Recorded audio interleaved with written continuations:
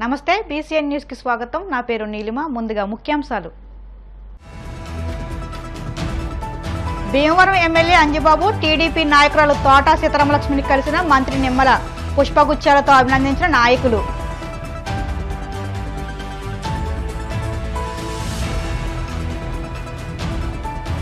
విద్యుత్ కాంతులతో దేదీప్యమానంగా వెలుగొందుతున్న రాష్ట్ర సచివాలయం.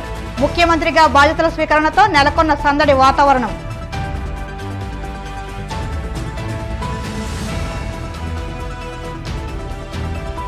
కేంద్ర మంత్రిగా బాధ్యతలు స్వీకరించిన టీడీపీ ఎంపీ రామ్మోహన్ నాయుడు పౌర విమానయాన శాఖను సమర్థవంతంగా నిర్వహిస్తానని హామీ.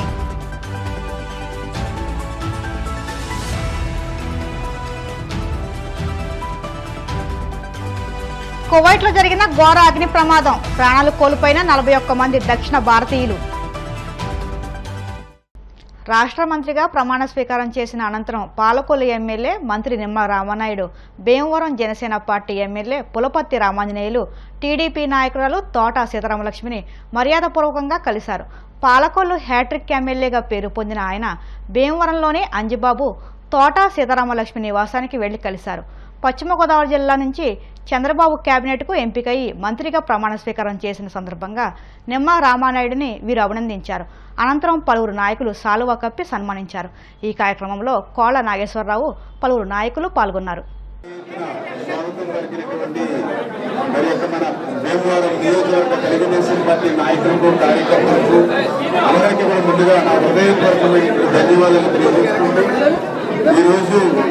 ఈ మైక్ పట్టుకుని ఒక శాసనసభ్యుడిగా కానీ లేదా ఈరోజు ఒక మంత్రిగా కానీ మాట్లాడుతున్నామని అంటే అది సీతారామలక్ష్మి గారు మాకు ఇచ్చినటువంటి స్ఫూర్తి. ఆ రోజు 2014లో మొదటిసారి నాకు శాసనసభ్యుడిగా చంద్రబాబు నాయుడు గారు అవకాశం ఇచ్చారు అంటే ఆ రోజు జిల్లా అధ్యక్షులుగా తోట సీతారామలక్ష్మి గారు పార్టీ ముఖ్యం అనే ఉద్దేశంతో ఆ రోజు మరి నాకు అవకాశం ఇచ్చిన పరిస్థితి. అదేవిధంగా ఆ రోజు 2014లో మరి తోట సీతారామలక్ష్మి గారి యొక్క నాయకత్వంలో ఉమ్మడి పశ్చిమ గోదావరి జిల్లా 15కి 15 సీట్లు గెలుచుకున్నాం. అదేవిధంగా మొన్న 2024 ఎన్నికల ముందు కూడా చెప్పడం జరిగింది. మళ్ళీ తోట సీతారామలక్ష్మి గారి నాయకత్వంలో తోట సీతారామలక్ష్మి గారి అధ్యక్షతన మళ్ళీ 15కి 15 సీట్లు గెలుచుకుంటామని చెప్పాం. ఆ రకంగా మళ్ళీ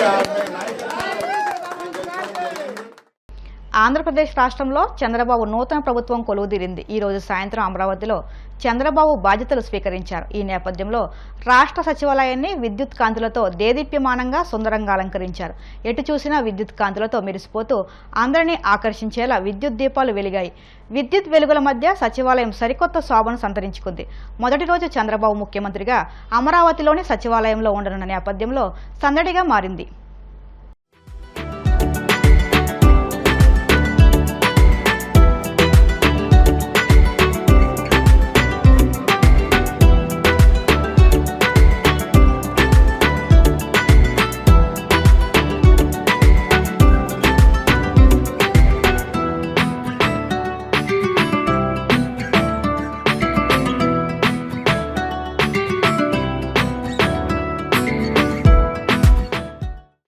వైసీపీ నేతలపై ఎమ్మెల్యే రఘురామకృష్ణరాజు తీవ్రస్థాయిలో ఆగ్రహం వ్యక్తం చేశారు. వైసీపీ వాళ్లు దొంగ అన్నట్లుగా వ్యవహరిస్తున్నారని విమర్శించారు. విజయసాయిరెడ్డి ఢిల్లీలో చేసిన కామెంట్స్కు రఘురామకృష్ణరాజు స్ట్రాంగ్ కౌంటర్ ఇచ్చారు. తమను కొట్టారని విజయసాయిరెడ్డి ఢిల్లీలో హంగామా చేశారని, వాస్తవానికి వాళ్లు ఎంతటి దుర్మార్గులో తనకన్నా తెలిసిన వారు ఎవరూ లేరని రఘురామ పేర్కొన్నారు. తన నియోజకవర్గంలో కనీసం తన ఫ్లెక్సీని కూడా కట్టనివ్వలేదన్నారు. కొంతమంది వైసీపీ తరపున పందెం కాసి ఆత్మహత్య చేసుకున్న వారి కోసం జగన్ ఓదార్పు యాత్ర చేస్తారేమో అంటూ రఘురామ సెటైర్లు వేశారు. అన్ని సామాజిక వర్గాలు ఓట్లు వేయకపోతే ఇంత పెద్ద విజయం రాదని, అంత పెద్ద విజయం అందడంలో క్షత్రియుల పాత్ర చాలా ఎక్కువగా ఉందన్నారు. ఎన్నికైన వెంటనే ఢిల్లీకి చంద్రబాబు నాయుడు గారు వెళ్ళటం, అదే సమయంలో నేను కూడా అక్కడికి వెళ్ళినందువల్ల ప్రెస్ మీట్ పెట్టుకోలేకపోయాం. ఇంకా ప్రజలకు కూడా అక్కడక్కడ కలిసిన వాళ్ళకి నా విజయానికి బాగా ఎక్కువగా సహకరించిన వాళ్ళందరికీ నేను పేరు పేరున ఫోన్ చేసి చెప్పడం తప్ప ప్రజలకి ధన్యవాదాలు చెప్పుకోవడానికి రావాల్సిన సమయంలో రామోజీరావు గారు మరి ఆయన లేకపోవటం, ఒక 2 రోజులు మళ్ళీ సంతాప దినాలు, ఆ సంతాప దినాల్లో ఎటువంటివి చేపట్టకపోవటం వల్ల ప్రెస్ మీట్ని హ్యాపీగా పెట్టుకోలేకపోయాం. నా విజయంలో మీడియా పాత్ర చాలా ఉంది.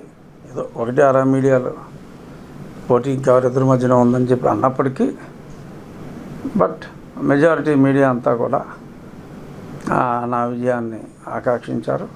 అలాగే నేను నా పర్యటనలో ప్రజలకు ఇచ్చిన ప్రతి మాట కూడా ప్రజలందరికీ చేర్చేలాగా ఈ విజయంలో ప్రముఖ పాత్ర వహించిన మీడియాకు కూడా నా హృదయపూర్వక కృతజ్ఞతలు తెలియజేసుకుంటున్నా. అలాగే రేపు సోమవారం నుంచి మాకు అసెంబ్లీ సమావేశాలు ఉన్నాయి. అసెంబ్లీ సమావేశాలు అయిన తరువాత నేను ఆల్మోస్ట్ అన్ని గ్రామాలు మళ్ళీ పర్యటించి ఆ గ్రామాల్లో ఉన్న ప్రజలందరికీ కూడా, ప్రతి గ్రామం కొంత సమయం పడుతుంది, ఒక 10 రోజులు పట్టవచ్చు, ప్రతి గ్రామం కూడా వెళ్ళి ఆ గ్రామంలో ఉన్న తెలుగుదేశం, జనసేన, భారతీయ జనతా పార్టీ నాయకుల్ని, కార్యకర్తలనే కాకుండా నన్ను వ్యక్తిగతంగా అభిమానించి మరి నా విజయానికి దోహదపడిన ప్రజలందరికీ కూడా నేను వారందరినీ కలిసి ధన్యవాదాలు చెప్పుకునే కార్యక్రమం రేపు అసెంబ్లీ సమావేశాలు అయిన వెంటనే నేను మొదలు పెడతాను. సో మీడియా ముఖంగా అందరికీ కూడా ఇది తెలియచేయాలనేది నా ఆకాంక్ష. వైఎస్ఆర్ కాంగ్రెస్ పార్టీ వాళ్ళు దొంగ బాబాయ్ అన్నట్టుగా మరి ఇప్పుడు వాళ్ళు ఎవరిని కొట్టకుండానే ముందే మమ్మల్ని కొట్టేశారని మరి నిన్న ఢిల్లీలో విజయసాయిరెడ్డి గారు మరి చాలా గొడవలు చేశారు. మరి నాకు అర్థం కాదు ఏంటంటే, పట్టపగలు ఒక ఎంపీని తప్పుడు కేసు పెట్టి ఇంట్లోంచి లేపుకెళ్ళి అర్ధరాత్రి చావబాది అన్ని ఎవిడెన్స్లు ఉన్నా సరే, అంటే నాకన్నా వాళ్ళు ఎంత దుర్మార్గులో తెలిసినోడు ఎవరు లేడు. సరే కొంతమంది చంపేశారు, అది ఉంది. బట్ ఒక ఎంపీ స్థాయిలో ఉన్నవాడిని ఈ రేంజ్లో వాళ్ళు చితకబాదారంటే మరి వాళ్ళు ఎంత దుర్మార్గులు అన్నది నాకు బాగా తెలుసు. మరి వాళ్ళు ఇవాళ అలా చేశారు ఇలా చేశారు అని కనీసం నా ఫ్లెక్సీని కూడా 4 సంవత్సరాల్లో ఎవరిని కట్టనవల. అది మీ అందరికీ తెలుసు. మీడియా ఎవరైనా కడితే వాళ్ళకి ఆ పోలీసు వాడు ఫోన్ చేసి వార్నింగ్ ఇచ్చేవాడు. దాడులు ఇటువంటివి మనం చేయకూడదు. చట్ట ప్రకారం తప్పు చేసిన వాళ్ళని శిక్షించాలి. సో దీనికి ఒకరోజు ముందుగానే ఒపీనియన్ ఏముంటుంది, ఇంకా ఇస్తారేమో, ఎవరని ఎందుకు అనుకోవాలి.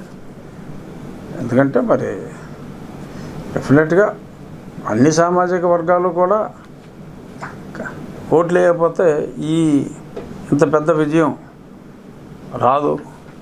సో ఆ ఓట్లు అంత పెద్ద విజయం అందటంలో క్షత్రియుల పాత్ర డెఫినెట్గా చాలా ఎక్కువగా ఉంది. నాకు చెప్పాలి అంటే కనీసం క్షత్రియులు సంఖ్యాబలంగా కాస్త ఒక 1% అయినప్పటికీ చాలామందిని, ఎందుకంటే సమాజంలో అందరికీ తల్లో నాలుగులో ఉంటారు కాబట్టి చాలామందిని ఇన్ఫ్లుయెన్స్ చేసే కెపాసిటీ ప్రజల్లో గౌరవం ఉన్న, అంటే వేరే కమ్యూనిటీలు గౌరవం లేదని నేను అంటలా, ప్రజల్లో వన్ ఆఫ్ ది గౌరవం ఉన్న కమ్యూనిటీస్లో క్షత్రియ కమ్యూనిటీ కూడా ఉంది కాబట్టి ఆశించటం సహజం. ఇంకా టైం ఉంది కాబట్టి ఎవరో ఒక క్షత్రియుడికి, నాకని నేను అంటలా, ఎవరో ఒకరికి ఏదో ఒక పదవి ఇస్తారేమో అని నేనైతే అనుకుంటున్నా. అంటే కాదు, నేను ఇన్స్పిరేషన్గా తీసుకున్నదే ప్రాతల మెరక. ఆ గ్రామంలో మరి ఆ శివవరమ గారు ఆ గ్రామాన్ని అభివృద్ధి చేసిన తీరు చూస్తే అసలు నాకు చెప్పాలంటే మెంటలు వచ్చింది. ఇంత అందమైన ఊరు, అంటే ఒక పల్లెటూరు ఎంత అందంగా ఉండాలో ఊహించుకుంటే కూడా అంత అందంగా ఉండదు. గ్రామీణాభివృద్ధి శాఖ పవన్ కళ్యాణ్ గారికి పంచాయతీరాజ్ అని పేపర్లో రూమర్స్. డెఫినెట్గా పవన్ కళ్యాణ్ గారిని నేను రేపు అసెంబ్లీ సమావేశాల్లోనే ఆహ్వానిస్తా.